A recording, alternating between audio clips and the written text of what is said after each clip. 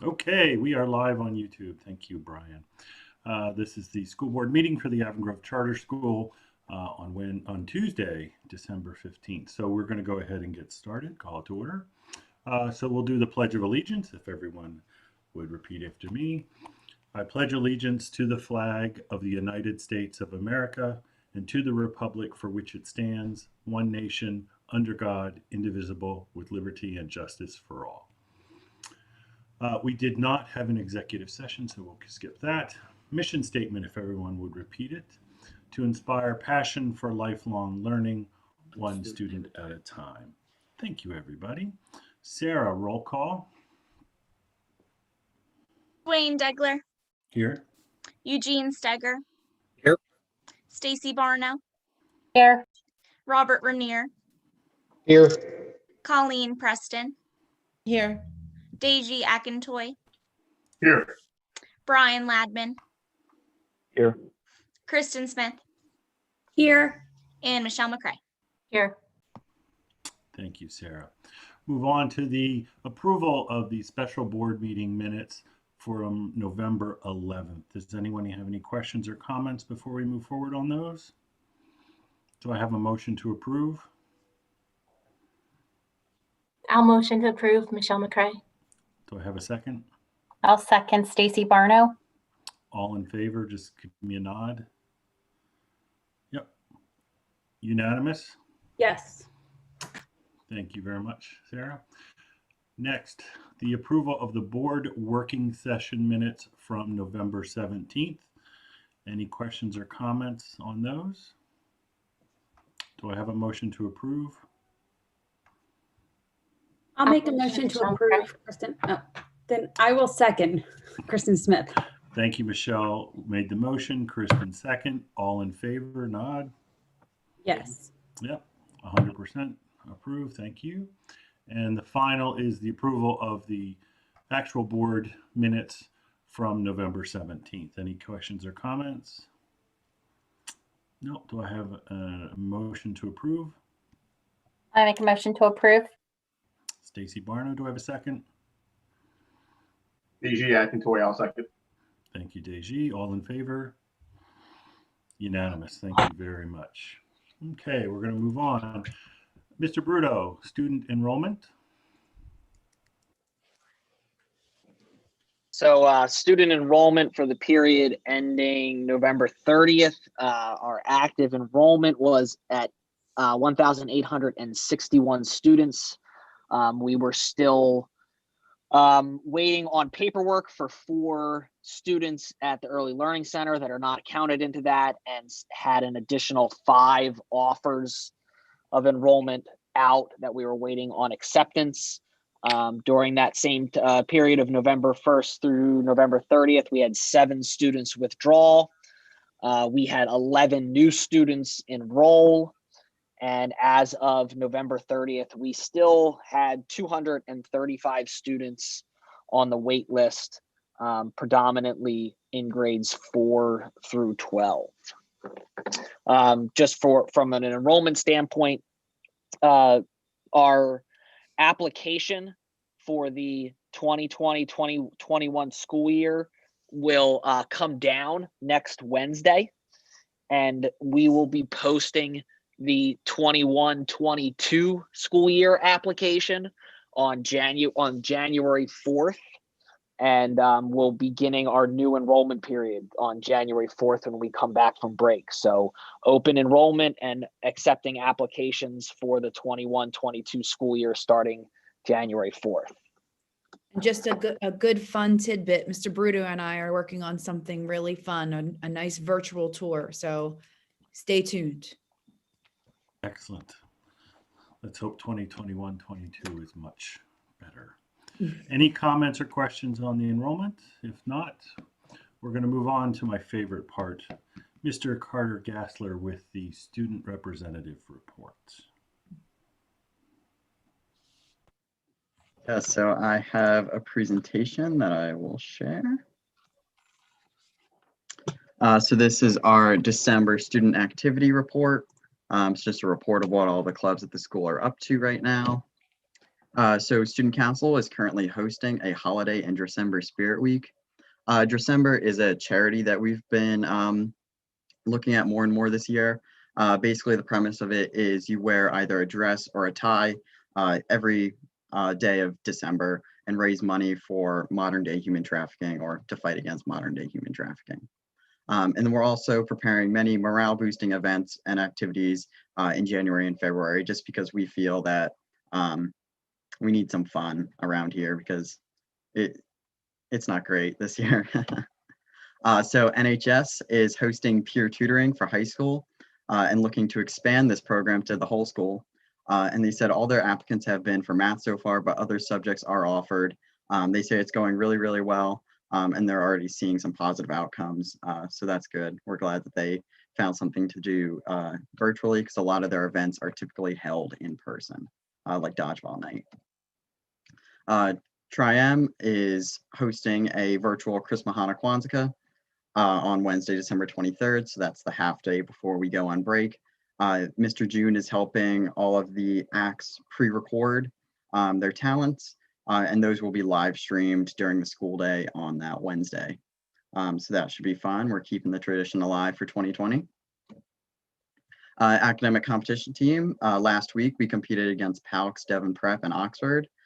They were tough matches. We beat PALCS and we're just edged out by Devon Prep and Oxford, but we'll get there eventually. And then we're preparing for tough matches in early January against Unionville, Great Valley, and Downingtown East, who are all very high-level teams. So we're excited for the challenge. DECA, so that's our business club. So members have recently submitted video responses to this year's district level business case studies. So that's our district level competition. And then we're waiting on our award ceremony. It will be broadcast on Thursday, and then we'll watch it on our meeting on Friday. And then we'll learn how many of our 30 members made it to states, how many will have to do a little bit of extra work. So we're super excited about that. Does anyone have any questions about any ongoing activities? No. Nice presentation. Yeah, thank you, Carter. Great job as always. Thank you. And since we probably won't see you, have a great holiday, Christmas, everything. Thank you. All right. You too. Thank you for having me. Sorry, No I was worries. muted. No, you're fine. All right. Mr. Bruto, public comment. Yes, there's a number of them. So if somebody can keep time for me, there are a number that are about the learning intentions, which we discussed during the board working session. So I still will read the comment just to put it into the record, but many of the comments will have already been addressed based on our discussion from the previous meeting. So the first comment is from Jason Roper from Avon Grove School District. It's about the board's decision to remain in person after the last board meeting in November. So it reads, I'm writing today about the board's decision to forego common sense and capitalize on a loophole in public policy and health guidance around the COVID pandemic in favor of an internally guided policy that isn't grounded in any true medical or scientific expertise. The option 2 policy, which was narrowly approved, which is again what was staying in school, is not accompanied by any measurable metrics, has no clearly defined plan of action, and no guarantee of protection for the students, staff, or community. Option 2 should be called the ride it until the wheels fall off and hope for the best plan. The board's decision is inconsistent with scientific understanding of exponential growth of pathogenic disease, inconsistent with the local public health metrics that show continually increasing community cases, as well as increasing rates of positive tests among those tested, and fails to consider that these metrics are lagging indicators of the true and current positivity and transmission rates. It's disappointing to hear board members tearfully opine without data about potential issues for the subpopulation of students while ignoring the real issues associated with the pandemic that impacts our entire community. School nurses should not be considered as sources of truth for decision-making by the board around a pandemic. It is seriously concerning to observe the board while with the complicity of the administration, consistently ignore or deimmunize the available data in favor of revising metrics, resulting in a near complete abandonment of them last night. There was no discussion of the predictable impact of the coming holiday or that the results of community compliance will not be evident until 1 to 2 weeks thereafter. In short, when given the opportunity, the board made a short-sighted, non-science-based decision to forgo even the basic status quo and remove protective measures ostensibly put in place initially to protect students, staff, and the community. Several of you openly admitted that you didn't want to make a decision. Over the past 2 weeks, you've moved the goalpost twice to avoid the inevitability of another virtual learning scenario. You're taking risks with the health of your staff, community, and our children. The wisdom of your decision will be born out of short order, and science is not on your side. The next comment is from Becky Galante of Kennett Consolidated School District. Thank you for everything the board and administration are doing to keep our children, faculty, and community safe. Your decisions aren't easy, but they're important. We appreciate your time and dedication through this challenging period, weighing difficult concerns. Would AGCS consider testing all teachers and support staff weekly for COVID? I understand other schools are doing this, and it seems like it would offer an additional safety measure. Thank you for your consideration. The next comment is from Paige Harker Naylor of Downingtown.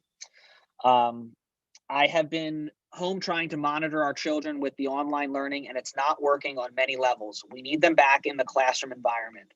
The technology is not providing up-to-date information for us to monitor a student's performance in a timely way, and there's no way, and there are too many holes for students to not hand in quality work or not at all.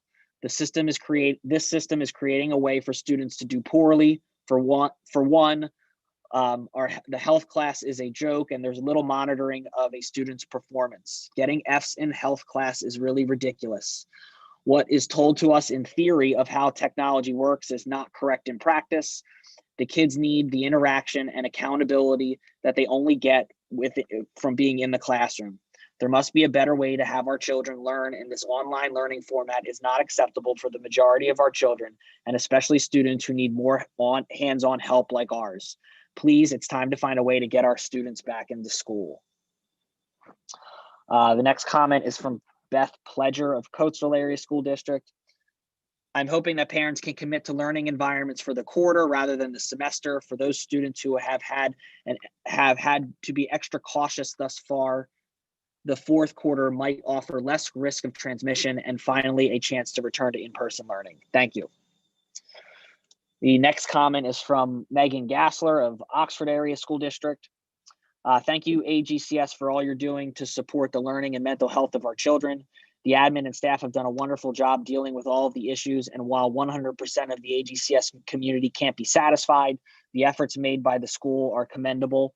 Since our numbers have stayed low, I urge the board to vote to continue to keep hybrid going. It is so necessary for the families that have chosen this option. Thanks again for all the hard work in this challenging time. The next comment is from Becky McGeehan of Avon Grove School District. Is there a possibility or reconsidering the upcoming requirement for families to commit now to virtual or hybrid for the remainder of the year? The school's initial communication promised to offer a quarterly choice option. I know we discussed this with our children before it was changed and told them we would be aiming for in-person school in the spring, but not before. I imagine we are not the only family who had this in mind. It's hard to imagine giving up on in-person school for the rest of the year now. However, it seems unwise to commit to shifting from virtual to in-person school and adding more students to our classrooms when cases will likely be at their highest peak. A quarterly option for 2021 would allow families who are more easily able to accommodate virtual to keep their kids out of the mix a bit longer without losing the entire year. It seems it could benefit our school community to keep the in-person count low through the winter while leaving the possibility open for more students to return in the spring. The next comment is from Jennifer Stesick of Avon Grove School District. Dear AGCS administration, I would like to voice my concern over the proposed changes to the grading policy moving in the direction of a 90 summative and 10 formative for course grades.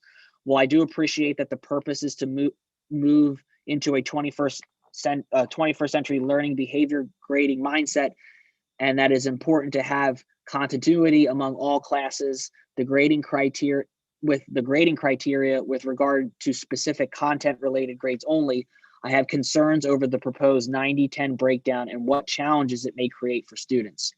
Example, student A figures out that homework, classwork, warm-ups equal just 10% of their grade. Student A quickly pivots and decides not to complete those assignments as they mean very little with regard to the overall grade of the course. However, the first assessment occurs and that student fails miserably as they have not completed the practice assignments to help master the content, a very typical adolescent behavior. Now student A has dug themselves a hole that realistically will be extremely difficult to climb out of in order to get a passing grade for the course. Now student A is under additional stress, generally as well as for summative assessments moving forward. Summative assessments now create a large level of anxiety for this student, and I'm concerned that this will create a vicious test anxiety cycle for them. I remember in college, I experienced this type of grading in one of my first courses, 3 summative exams as grades that equaled the course grade, no formative grades at all. My first exam was a dismal grade, and I realized I hadn't learned how to study in high school. So the stress level was through the roof for me. I was a mature individual who was able to access study skill resources to help me and still had a difficult and stressful time. What is a teenager who is not as mature, maybe does not know how to study, and is not thinking beyond today going to do? Give up on grades completely, develop stress and anxiety? I just don't agree with the percentages, as I do not feel they are best supportive of developing adolescent minds. I agree that adjusting the grading criteria to be appropriate and consistent across all courses is necessary. It very well may be the best interest of all to adjust percentages, but I disagree with the course grades that should be based on 90% of summative assessments. If you do move in this direction in the future, I feel it is essential to teach the students starting in 7th and 8th grades how to study and how to help them learn what study skills will work best for them individually and reduce the test preparation grade anxiety. The next comment is from Michelle Odell of Avon Grove School District. We've been doing virtual since the beginning of the year and it works for us. However, I do not feel we should have to commit to staying virtual through the end of the year. I would like to see an option for quarterly. I would hope that by March we would be in a position to send them back, and committing to stay virtual through the end of the school year seems unreasonable. Next comment is from Susan Moon. We are concerned that of the binary decision that will soon be posed to parents regarding returning to school or remaining virtual, which might not give you enough of a full picture of the needs of AGCS students. So we are concerned that this 6-month commitment requirement for the decision may give a somewhat incomplete picture of family intentions. Our family chose the virtual option for our children because we were able to make it work and feel good that we were able to stay home and make room for students whose families can't. We would still love our children to have at least some in-person on-campus experience this school year if it becomes safe to do so. Because of the requirement for the commitment to the end of the school year, we will need to check the hybrid option, even if our student will stay virtual for several months more. In general, we encourage you to seek more information from students and families, not less. For example, we question restricting the poll. We question restricting the poll for the last major decision about which metrics to use for school opening and closure to current hybrid students. This gave you a limited picture of the AGCS community's thoughts and potentially could be interpreted as being unfair to virtual students because their family's opinion on the matter was not considered. Thank you for all you do and your thoughtful consideration of the many variables at play. We appreciate Avon Grove Charter School enormously. Next comment is from Lindsay Hutchinson of Coatesville Area School District. Unsure if it's related to a board agenda item, but what could potentially be happening with midterms and final exams for all of high school? In addition, what about keystones for our freshmen and sophomores?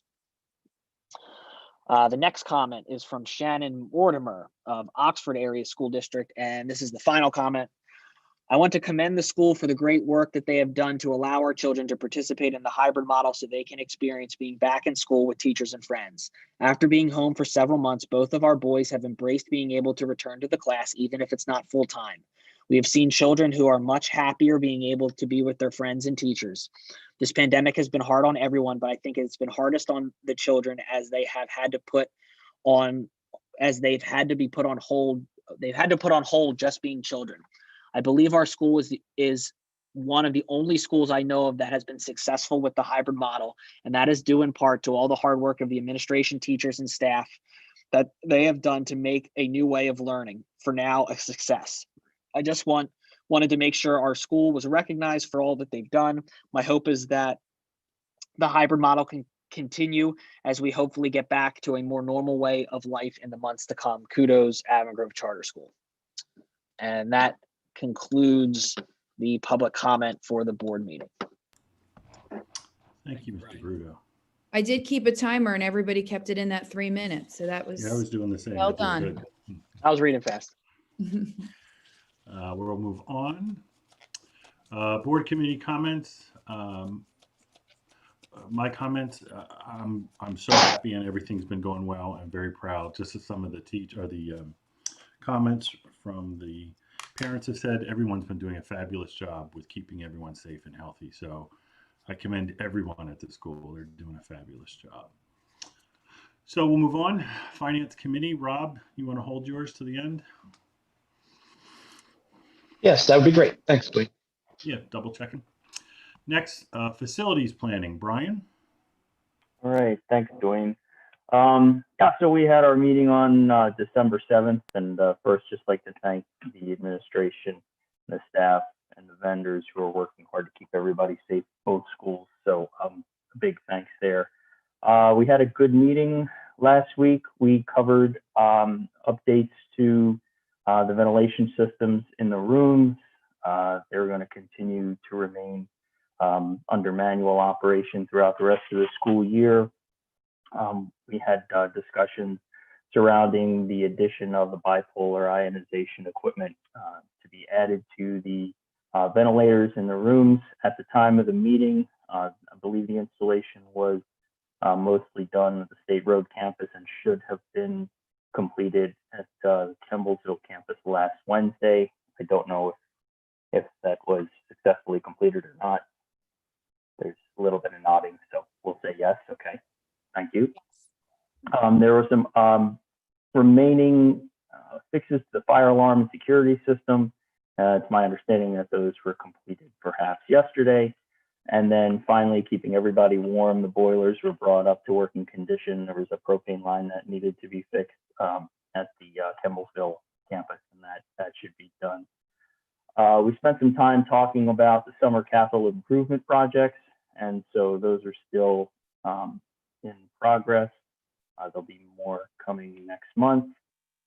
We discussed the continual water main line project. There was an area of that water line that needed to be covered, I think, with an additional 6 inches of soil, if I remember correctly. And so we continue to get close to resolution of that. We talked about window replacement, which was phase 2 at the State Road campus. That's almost done. At the time of our meeting, there was a final punch list that needed to be completed. There was discussion surrounding the art wing renovation. It's still early in the discussion process, and so there's more to come there. As a result of some of the initial work on the water line project, there were discussions surrounding a larger stormwater management plan and athletic field rotation to accommodate that water line project. And so we're still working on that as well. As mentioned, we now need, I guess, a more encompassing stormwater management plan, and so that will take place eventually. And the replacement of the scoreboard in the athletic field will be tabled for now until we address the stormwater plan and the pivoting of the field as proposed. There were some other additional issues. Yes, the dishwasher was finally replaced at the Kemblesville campus.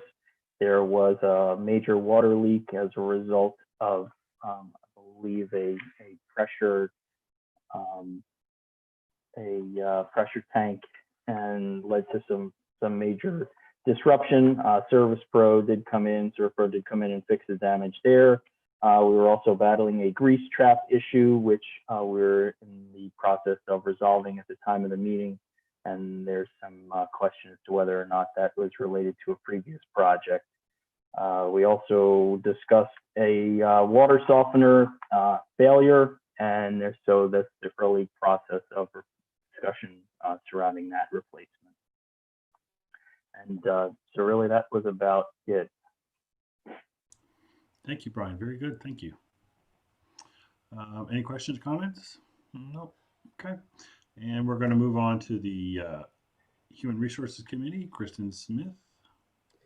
So in our meeting this week, a couple of topics that came up, one of which is the FFCRA days. So those are the 10 days that are federally given to staff who need to quarantine or need to work from home because their student or their children have to work or online at school. So not sure if everybody's aware, but those days do expire on 12/31. And unfortunately, we don't have any sort of answer as of yet as to whether or not those days are going to be extended into the new year. It's probably sitting in Congress somewhere and just sitting. So we discussed that with Quest, talked about a couple other internal processes. And then there were some questions about the board process. They just had questions about difference between making working public comments versus board meeting public comments. And they asked about board rep or teacher representation on the board. I emailed Stacy Fuller, and I am going to reread her email just to make sure that I understand before going back to Quest with her response. Aside from that, Tasha just pretty much went through our resignations and new hires that you'll see later in the board agenda. Thank you, Kristen. Questions or comments? No. All right, Strategic Planning Committee, Stacy Barno. Thanks, Dwayne. The Strategic Committee meeting did not occur during November. It's held at the end of the meeting due to the Thanksgiving break. The Strategic Planning Committee elected, also due to the school being closed, we've postponed our end of December meeting and have approved a new schedule going forward. So the Strategic Planning Committee will be meeting on the 3rd Tuesday at 7:30 for the months of January through June to get us through the school year. And we'll be addressing some of the initial feedback from the intention survey that's going to be discussed a little bit later in the board meeting. And then looking on an ongoing basis of the school's comprehensive plan and the status of our current goals and strategies. So we'll be meeting in January. I'm sorry. Could you tell me? Did you say the 3rd Tuesdays in January? The third Tuesday at 7:30. Second. I think we said the second. Okay, because I was going to say that's our meeting, but that's okay. Yes, that's why. So excuse me. So the second Tuesday of the month. So it will be in January the 12th at 7:30 p.m. Thanks, Brian. Thank you, Stacy. Okay, moving on. Any questions or comments? Nope, got that all resolved. We're going to move on to head of school. Kristen or Brian? All right, Brian, you want to pull it up? So we did go over some of this information at our working session, but we're going to go through exactly what the attestation form that Dwayne and I signed right at Thanksgiving time.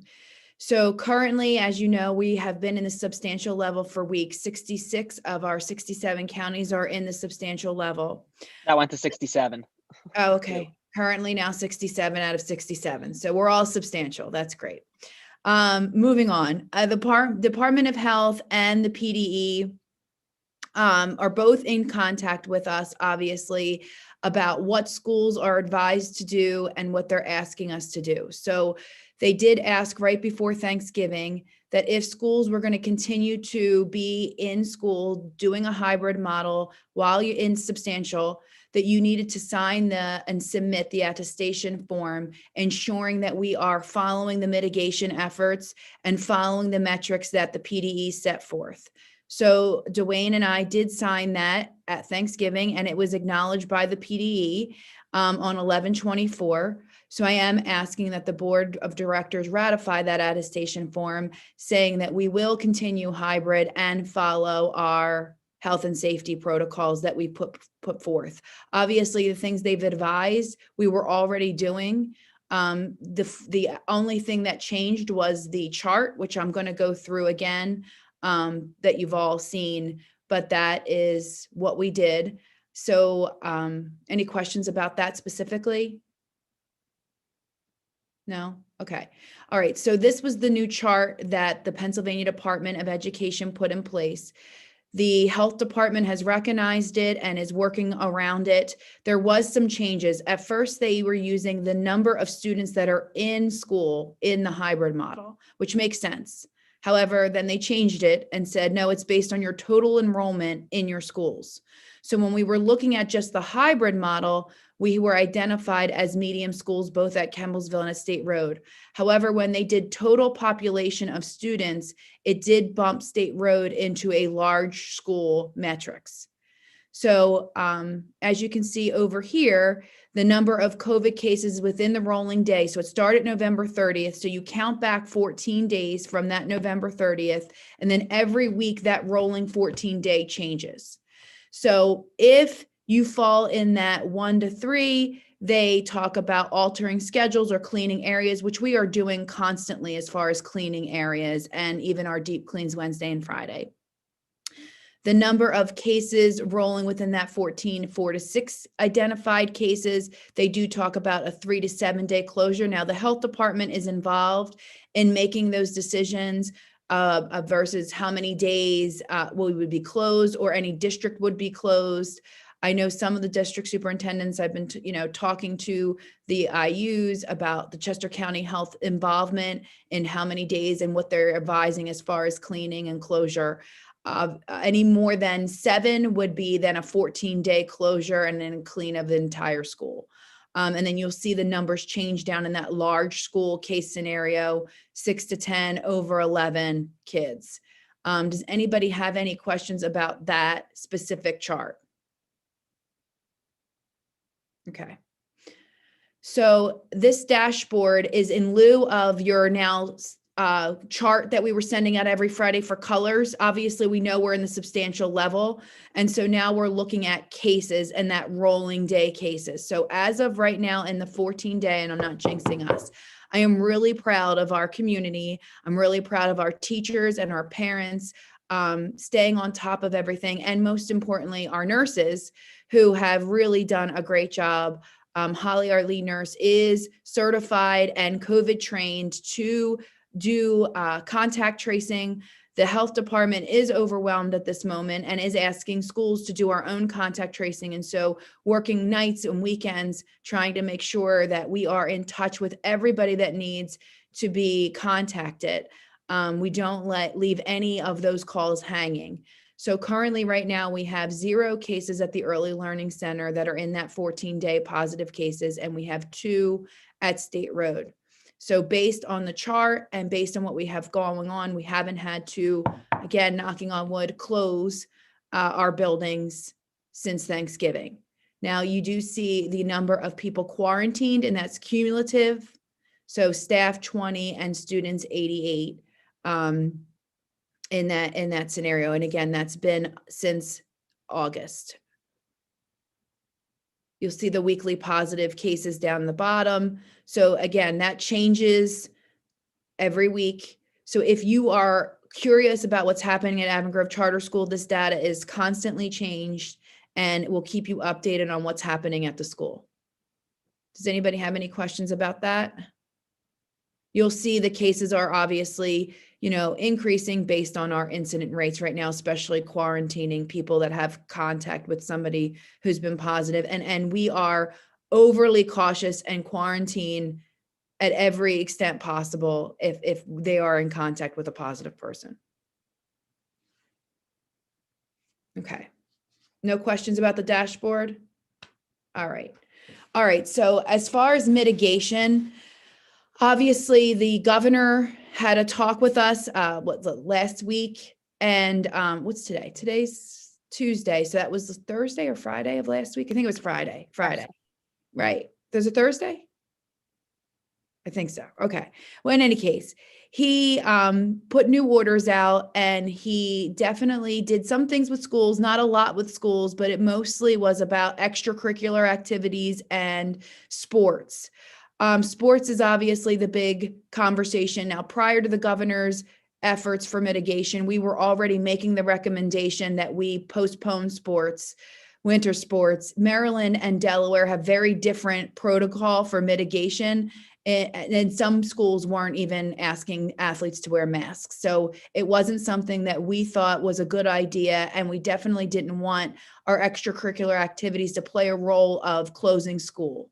It does count in your numbers. So if you have athletes that are positive, even if they weren't in school and they were virtual, they still count in your numbers to close school in that metric. So it was really important that kids stay in school, obviously, and then the governor made that recommendation. So we are going to, at this point, recommend that we cancel the winter sports. There might be a possibility in the spring, if they do look to reschedule, that we're able to do some of those things for winter sports teams. But as of right now, with the numbers and the substantial level, that's not anything that we were looking to do. Is there anybody that has any questions about that? Okay. And nobody that wants to change sports, or obviously you can't right now, but that's what it is. Okay. All right. Kristen? Go ahead. Stepping back for a moment, the board will need to motion to ratify your attestation form. Oh, okay. Yeah, they'll have to make a motion to suspend. Like, there's a bunch of motions to this. And you're Yeah. gonna do it Why at don't the we end. wait till the end, and then we'll Yeah. make a motion to do everything that we need to do. Is that fair? Yeah, let's do that. Okay. All right. So, sorry, lost my train of thought. Holiday travel. All right. So the PA Department of Health obviously put some things out during Thanksgiving. It was everybody has to quarantine. Then they changed it to the 72 hours. You could get a test. If you, within that 72-hour period of return, if it was negative, you could come back to school. And then right at Thanksgiving time, they decided to say, if you travel less than 24 hours, you do not need a test. So we've been following that new guidance. What we have not followed is there was a thing about 11 years old. If you were 11 or under, that this didn't pertain to you. But we are asking every student, whether they're in kindergarten through 12th grade, that if they travel and they're in the 72-hour period, then they have a test, they can come back. If not, quarantine the 14 days. And then we are following the 24 hours. You do not need a test. We're not saying that under 11, you don't need to do anything. So that is something that was looked at guidance, but we have seen students that are traveling that are positive. So we do think that it's in our best interest to follow the guidance for all ages. Does any of the board member have any questions or comment on that? No, I think that's great. Okay. All right. So there is some other guidance that we got, and this is not guidance. Remember, this is all guidance, so you don't have to follow every single thing that they say. So currently right now, there is a 10-day isolation. Person A who's positive quarantines for 10 days. This is not an Avon Grove Charter School thing. That is a, department, Chester County Health Department thing that they've put in place through guidance through the beginning of all of this. And if you are person B, which means you have contact with a person who has COVID, you are a 14-day quarantine if you can isolate from that positive person. However, if you cannot isolate because you take care of them, because they live with you in close quarters and you cannot isolate for them, that means you have to quarantine for their 10 days plus your 14. So I think that's important to reiterate, because that does get confusing for people of coming back, when they come back, all of those things. Now, they recently just gave us some new guidance, saying it's an option. It is not best practice, and the Chester County Health Department has reiterated that over and over again. The Department of Health and the Chester County Health Department has said 14-day quarantine is best practice. There is a risk if you do the 7-day, 10-day, which I'm going to talk about in a minute. So we would like to continue to implement the 14-day quarantine. Again, the 10 plus the 14 if they can't isolate. It's best practice. We think it's important to keep our health and safety of all of our students and staff to keep with best practice of isolation. So that is something we'd like to continue. Next slide, Brian. This is the actual,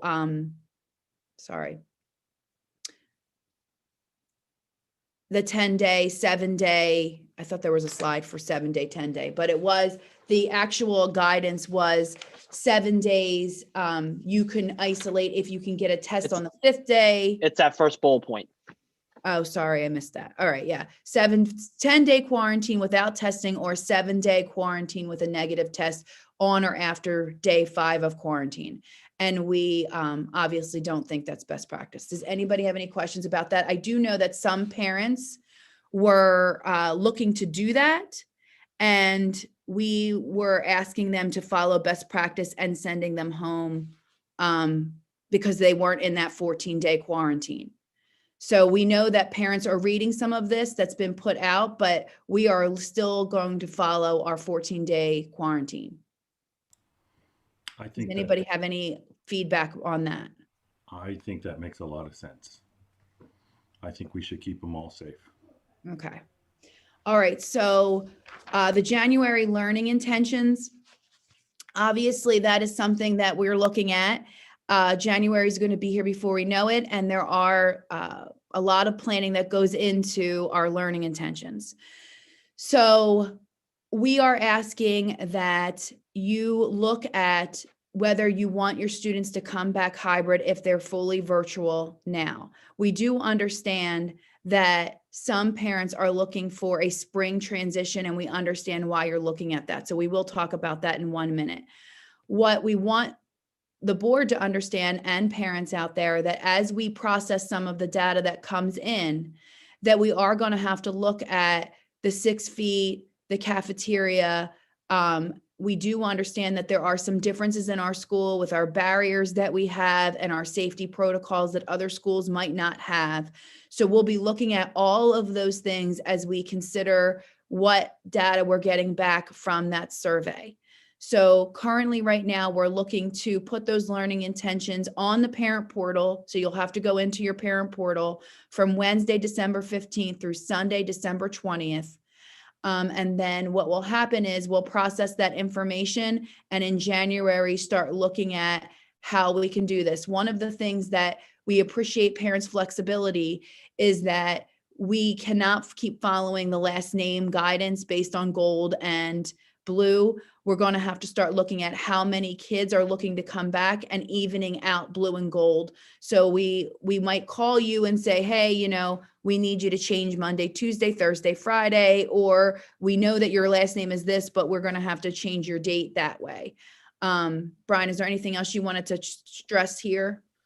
Yeah, just that if there's a current hybrid student and their cohort is blue, that we're not looking to change that on current hybrid students. So we're not, we know parents made significant planning and rearranged work schedules. So we're not going to disrupt that unless it's absolutely necessary. And that would be taken on a case-by-case basis with the families. It would just be for online remote students transitioning back to hybrid that we would be looking at strategically placing to balance classes and not utilizing the last name letter designations, but we would still continue to group families. So siblings would still be coming on the same days. Right. Okay. So the new proposed goal is that we have another transition period. So we talked about at the work session that we would add a full virtual. So if you are planning to be full virtual, no matter what, this entire school year, we would add that in there. We would also add another transition period. We would like parents to keep in mind with that transition period of April 6th. March is the end of a quarter, and then April 6th is right after spring break. So that's the natural break for the next phase. So we are going to add that into the survey, but we don't know what's happening with testing yet. And we do know that if we don't get a waiver for testing, that April and the end of March, those months are going to be heavy testing dates. So we just wanted parents to be aware that that transition might be difficult. We are still hoping for a waiver, which we're going to talk about momentarily, but that was a concern, along with changing at the end of January and then quickly asking again in March if you would like to change your mind again and do the planning for that. But we do understand, with us being in the substantial range, parents looking for another break point to make a call to send their kids to school. I did make a comment at the working session that was, we do have a lot of political change in January, with new president starting and new seats in the House and in the Senate.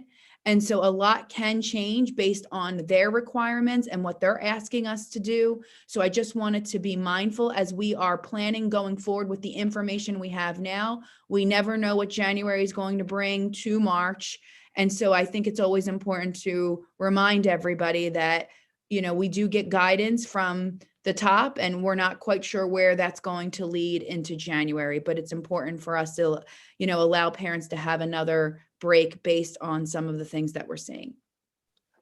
As we go into that transition, we were also looking at sticking to some more strict criteria about hybrid students who don't attend the days that they are scheduled for in-person instruction. We originally built in that flexibility of, if you are sick, we don't want you to come to school, so that you can stay home and remote back into your classroom, just like you would do on your opposite days. But we've had a lot of families who have utilize that to be able to utilize that flexibility to a greater extent beyond what it was intended for, which was keep your children home sick if they are sick, and don't worry about getting an unexcused absence. We've had I'm going on vacation and I'm not going to come in, or a whole host of things that it wasn't really intended for. So we're going to start to be tracking the amount of days that our hybrid students are scheduled for, and when they're actually not coming to the building, and potentially then transitioning them back to, you haven't come to school for 3 or 4 weeks. We're going to unilaterally make you a remote student at this point, because we're anticipating you being here. Your teachers are anticipating you being here. We're planning for that, and you're still not coming. Let's just make that transition. We'd continue to enforce and reinforce that once a student transitions from hybrid to remote learning, that they can't transition back until that next April 6th transition period. And that's been a tough conversation for us and for our staff and our administration.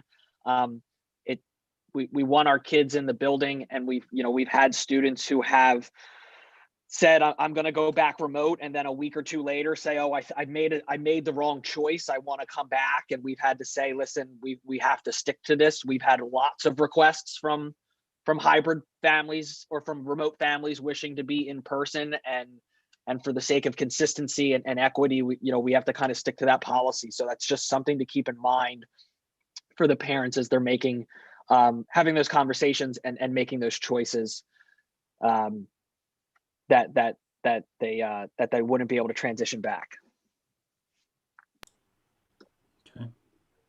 Okay, Brian, go ahead. You want to do a Keystone exams and graduation Sure. requirements? So the Senate Bill 1216 was signed by the governor, which is now Act 136, which provided updates for the Keystone exams and graduation requirements. Like, we haven't done this every year. So the new legislation has 2 provisions in it that directly affect our kids. And the first one is quoted here. It says, for the 1920 school year and any subsequent school year in which the federal government has waived the testing requirements, and that's important, Any student who completed a course in an academic content area associated with a Keystone exam shall not be required to take the exam related to that course and shall be deemed proficient, provided that they've demonstrated a successful completion of the locally established grade-based requirements for the academic content areas associated with the exam. So it basically means students who were in Keystone exam courses, biology, 10th grade literature, algebra 1, or concepts B, last school year, 2019-2020, and they pass the course, they are automatically going to be deemed proficient and do not need to take the test now.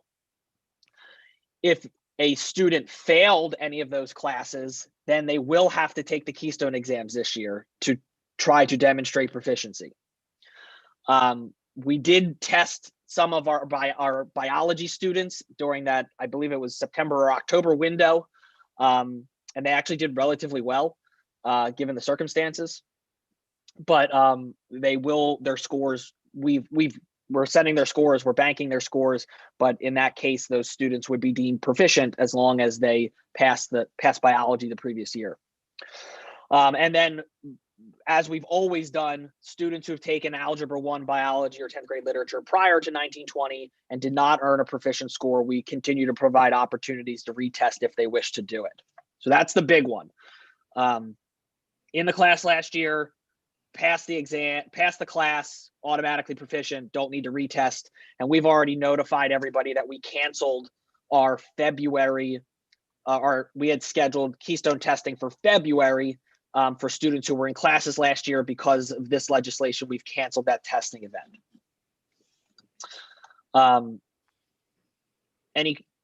I underlined any subsequent year in which the federal government has waived testing requirements, because that could, this language could come into effect this year if the federal government waives ESSA testing requirements.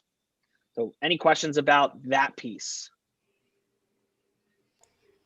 No questions. Okay. Again, I gave it its own slide. That piece of legislation and that statement only applies and impacts students and exams from last school year. As of right now, students who are currently enrolled in Keystone related courses, 10th grade literature, biology, or algebra 1 or concepts B, are still slated to be assessed in the spring assessment window as it stands right now. So that only applies to last year. This year is still, testing is still on the table. The legislation also directs the Secretary of Education to apply for an assessment waiver for this school year if one's made available for the federal government. So if the U.S. Department of Education is open to granting waiver applications, the Pennsylvania legislator has already directed the Department of Education to accept or to apply and accept that waiver. So if available, testing will be canceled this year.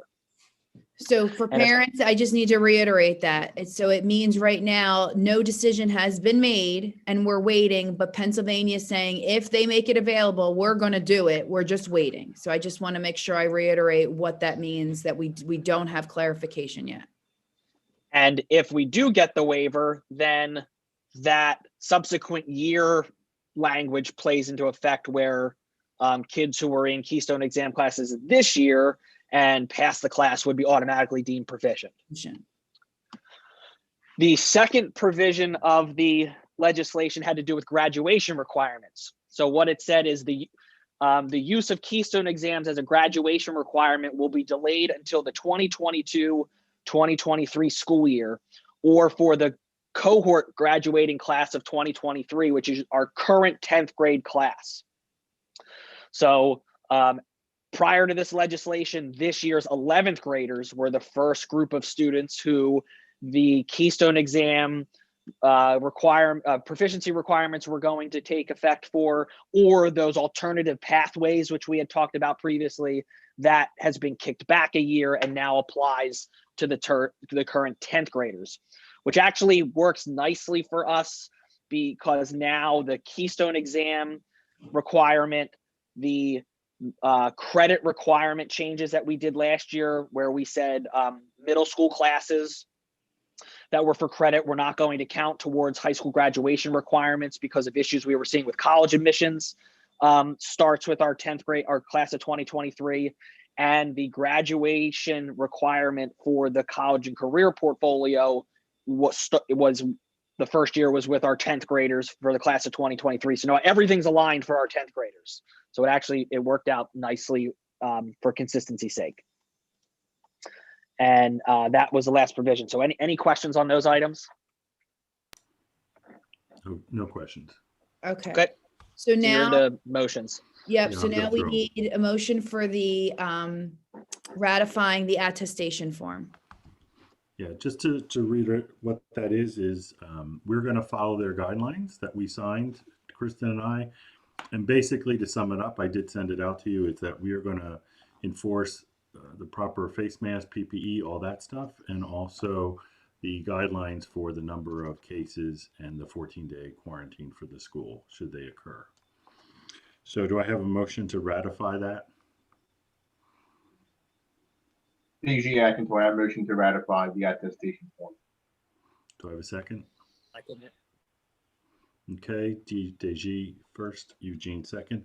I would ask Rob and Kristen if you could turn your cameras on just so that we can get a full vote on this one. Thank you. Rob, are you there?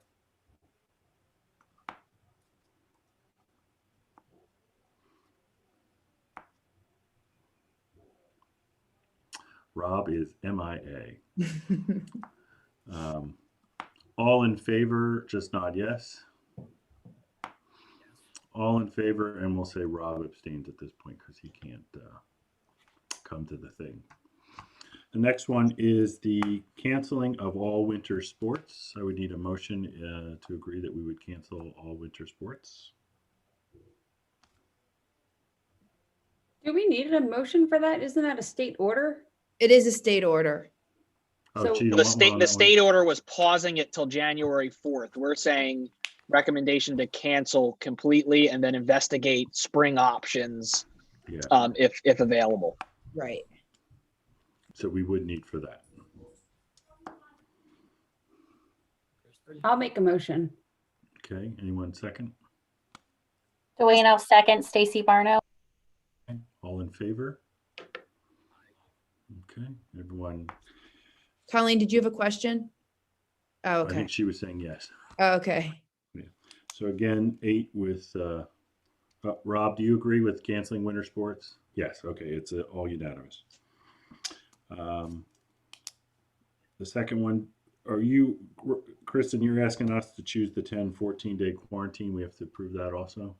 Well, we actually have to, where we made a couple of the changes in our health and safety plan.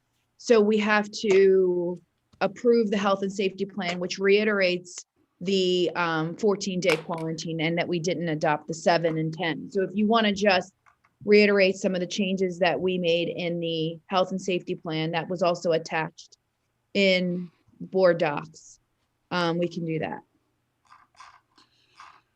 Okay, we can do that. Do we know what those are? Yeah. Reading. Go ahead. Yeah, the updates to the health and safety plan just made sure that it had put in there orders from the governor. Okay, yeah, so I'm it's going through the nothing. highlights, yeah. Yep. So it was just governor orders and then It changed like that updating the travel. and the volunteers aren't in like that. That Yep. all was due to end right in January. Like I think Yeah. our original plan had people could be back in January. Yep. So that we changed that to Yeah. just indefinitely and would be a rolling evaluation based on governor's orders. And the 14-day quarantine is still in there and all of those things. So that hasn't changed. Okay. So we would need a motion to accept the revised health and safety plan.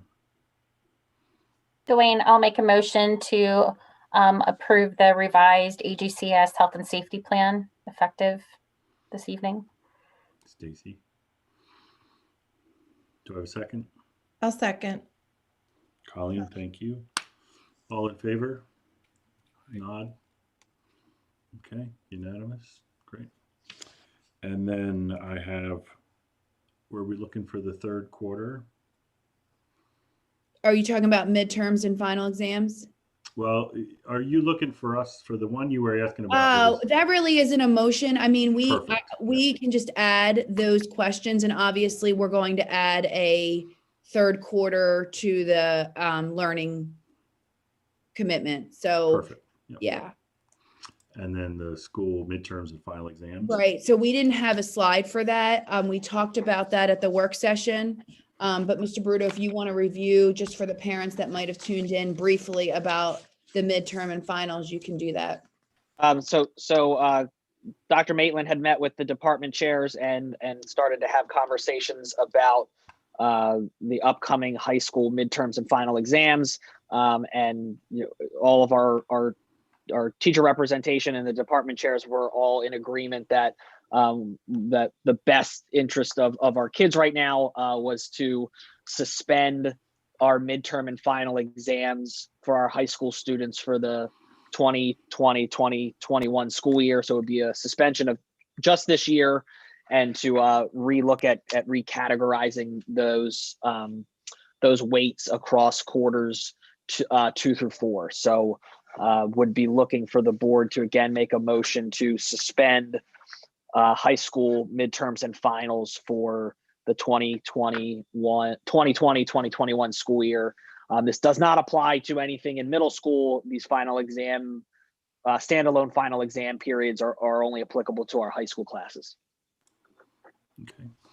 I know we talked about the working session. Any questions about that? And does anyone like to make a motion to postpone or cancel midterms and finals for the 2020-2021 season year? I'll make a motion, Rob Bernier. Thank you, Rob. Second? I'll second, Michelle McCray. Thank you, Michelle. All in favor? Okay. 8 in favor. Eugene is abstains as he's not present. Okay, moving on.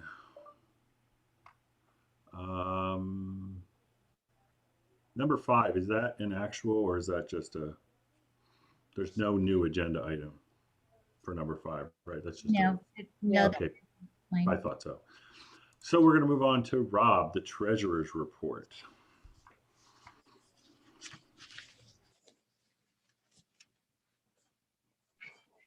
All right, so we had a treasury meeting last week with Donna, Deji, myself, and Kristen. So this would be a recap of that. So number 1, the AGCS financial statement approval, fiscal period ending October 31st, 2020 financial statements. Based on the review of the audited financials as presented, administration has recommended that October 2020 financials be presented to the Board of Trustees.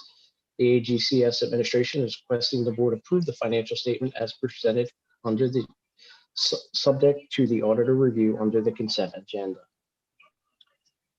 Second item, 2020 October funds activity and vendor transaction reports. Based on the review of the 2020 November funds activity and vendor billing report, administration is requesting the board approve the 2020 November funds activity and vendor billing report as presented under the consent agenda.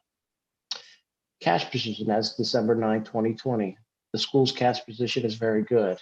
Just wanted to give you guys an update. Last month at this time, it wasn't very good, but we received some payments from the supporting school districts, which has put us in a very good position at this point. All right, so Heckendorn-Childs Architect Professional Service Agreement.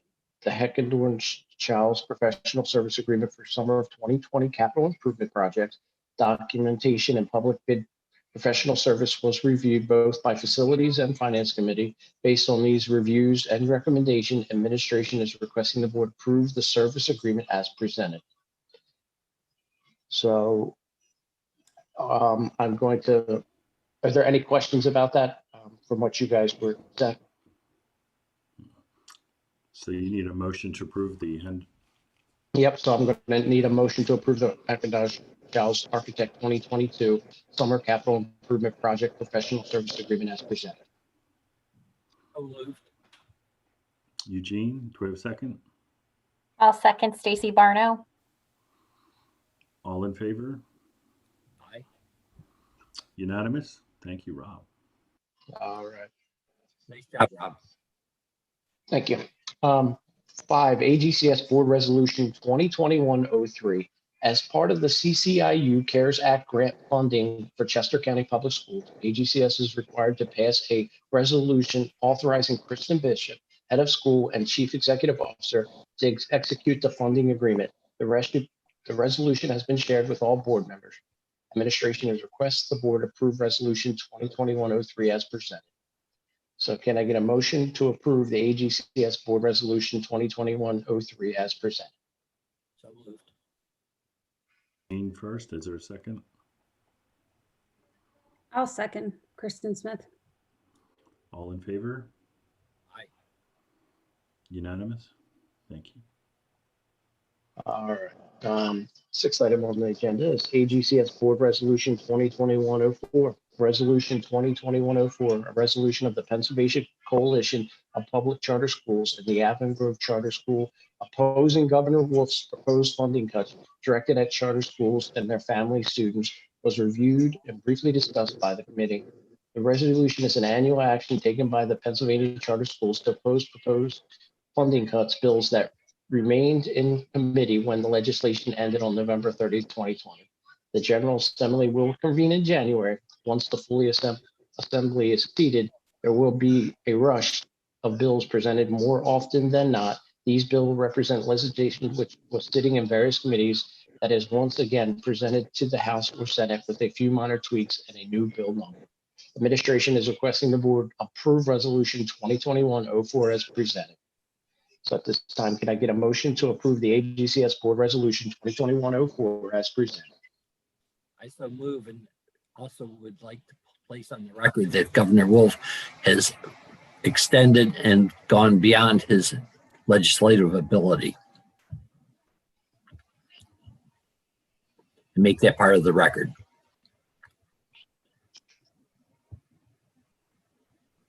All right. Sarah, can you add those comments to that, please? Yes, I can. Thank you. Sarah? So can we get a motion at this point? I so move with comments. Can I get a second? Do we have a second? I'll second. All right. Excellent. All in favor? Unanimous? All right. This is what Donna and her team have been working on for months. So financial accounting database system migration and annual subscription transition approval. The due diligence has been completed with regards to the auditor's recommendation to transition AGCS financial data to a new, more comprehensive financial accounting system. 3 entities were considered with a full through vetting being completed for 2 entities, Sage Intact and Blackback. Copies of the meetings, presentation notes, and cost analysis for administration recommendation have been provided to the board for their discussion and consideration. Should the board decide to move forward with this either entity, the board must grant authorization to the CEO or CFO to enter into the contract phase and execution of the contract once the legal review has been completed. Rob, is that contract transition within our budget? It actually, Donna, back me up here, but it is actually more than we had budgeted because the transition itself is going to be more. Yeah, can you hold on? I have the custodian with the vacuum cleaner. Can you hold on just 1 second? There you go. Thank you.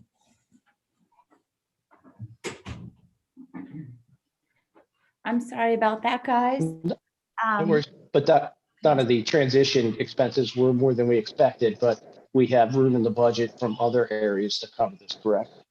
We do. And actually, and I was hopeful that the worksheet that I had provided to you would kind of explain the overage.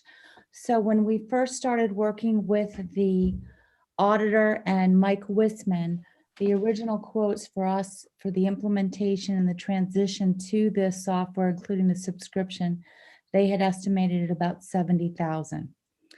So we were hopeful that we may be able to come a little bit under, but we were told from the get-go that it was going to be about $70,000.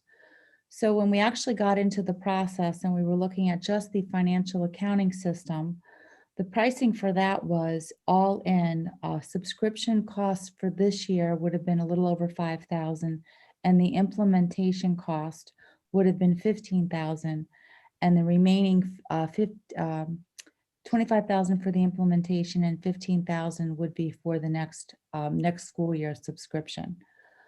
But as we went through the needs assessment and started working with the business office team as well as the administrative assistants, touching base with Kristen and some of the principals, it became very apparent that one of the priorities with this was an automated, streamlined procurement system. A lot of time with getting approvals and a manual purchasing system is really at the top of everyone's mind. So as we worked through with both entities, we did identify a procurement system that would really automate and streamline a lot of our processes and take that manual piece out. So it would definitely eliminate a lot of the redundancy that's here. It would. So Donna, Yeah. I hate to interrupt. So the question was, this goes over the amount that we originally budgeted. What's the amount difference? Actually, and it does not. It is under our budget, so it came in at $63,161. So we were originally told it could go up as high as 70. The finance committee were trying to keep it at 60. So it did go over 60 by $3,000, but it is under the $70,000 mark that that was communicated to us Okay. from our CPA in August.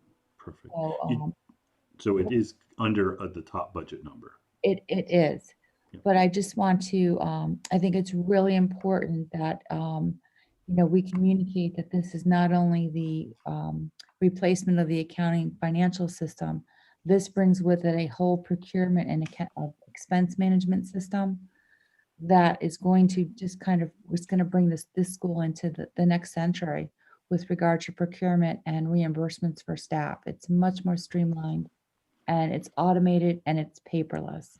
All right. So we're also going to have unrealized savings from efficiencies. Correct. Okay. Perfect. Included in the packet, Dwayne, and I just want to make sure this. No, go ahead. Go ahead. Included in the packet, and I tried to break them out so they're easy to find. I did the reference checks with the South Bronx Charter School in New York, and I spoke with their controller at great length to talk about the system, the transition, and he said during the initial learning, he said there's a learning curve. They've been on the system for a little over a year and a half, but he said the productivity uplift is unbelievable. And he said that they haven't even really touched the dashboard and the analytical piece of this system. So I believe that this will meet the current need as prioritized, as well as it's a system that we can grow into and bring more efficiencies for years to come. It sounds like it's going to meet and far exceed. So that's wonderful. Great job. Yep. So you're looking for a motion, Rob? Go ahead. Yeah, so can I get a motion to approve the migration to the Sage Intacct? Move, Rob. Eugene, do we have a Thanks. second? I'll second Kristen Smith. Thank you. All in favor? Unanimous. Great. Excellent. That's awesome news. Very nice job, Donna. Thank you. Very welcome. Good. It was a big team. I know it's a big piece. And the last item I have on here is at the end. So can I get a motion to approve the business office consent agenda as presented this evening? I'll make that motion. Michelle McCray. Thank you, Michelle. Do we have a second? I'll second Stacy Barno. Excellent. All in favor? Unanimous. Great. Thank you. Perfect. Thank you. Great job, Rob. Great job, Donna. All right. Let's see. Moving on. My turn. Well, Tasha, there she is. Personnel recommendations. Personnel recommendations.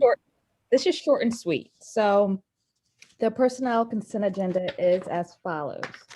So we had one resignation, George Hildebrand, middle school math teacher, effective November 21st. We did not receive any retirements or releases. However, we had a leave, Dan Kelly, who's our PE teacher. He's on FMLA effective November 30th. We do not have any professional staff additions to payroll. However, we do have a support staff member that was hired, Katrina Steib, instructional aide effective December 7th. We did not contract with any vendors nor hire any seasonal staff. So that concludes the consent agenda. So administration is recommending the approval of the staffing changes provided within the personnel consent agenda, specifically items listed from 8A through 8I. Thank you. Do we have a motion to accept those things under 8A to 8I of the Human Resources Consent Agenda, Personnel Consent Agenda? I'll make a motion. Thank you. Second? I'll second Stacy Barno. Thank you, Stacy. All in favor? So moved. That was unanimous, Sarah. Thank you. Moving along, Donna, policies.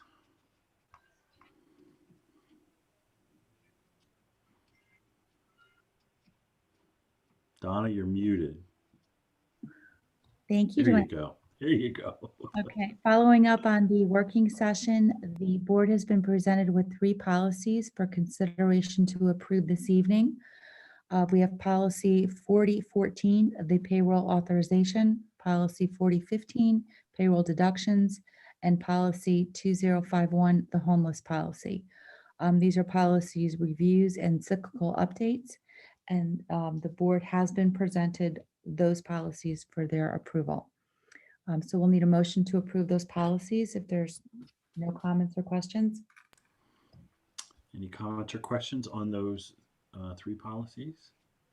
Do we have a motion to approve 4014, 4015, and 2051? A motion to approve, Robert Nair. Do I have a second? I will second DG Akintoy. Thank you, Deji. All in favor? Unanimous. Thank you. Thank you. And with the approval of those policies, legal has recommended we rescind 2 older AGCS policies. The first one is the AGCS payroll authorization policy and the AGCS homeless policy. We'll need a motion to rescind those policies. Do I have a motion to rescind the payroll authorization and the homeless education policy? Motion to rescind the policies, Michelle McCray. Thank you, Michelle. Do I have a second? I'll second Stacy Barno. Thank you. All in favor? Okay, unanimous. Thank you very much. Thank you. And then moving forward, there are several policies that have been presented to the board. They are updated policies, part of the cyclical review. They are for the board's review and comment, and they are scheduled for approval at the January 19th, 2021 board meeting. These policies are policy 4009, investments of funds policy, 4010, purchases subject to bid disqualification, 4019, audit, 4025, procurement cards, 4011, purchases budgeted, and 4012, purchases not budgeted. Should the board approve those, we have 4 policies that will be rescinded after the updated policies are approved. It is the AGCS investment policy, the purchases budgeted policy, the purchases bidding policy and procedures, disqualification, suspension, or disbarment of bidders policy. So those all have been sent to the board via email, and they are all found in board docs. And that's all I Suggest all have. board members review those because they are pretty significant. Thank you, Donna. Thank you, Jean. Thank you, Eugene. Yes, good point. Make sure we review those before the next meeting. All right. Are there any other comments from the school principals or directors? The only comment I would make is just that obviously there's some snow coming. So we Sorry. We're all virtual tomorrow, but there's a good possibility that everybody's virtual on Thursday. Just everybody stay tuned for tomorrow and we'll make a decision before Thursday morning.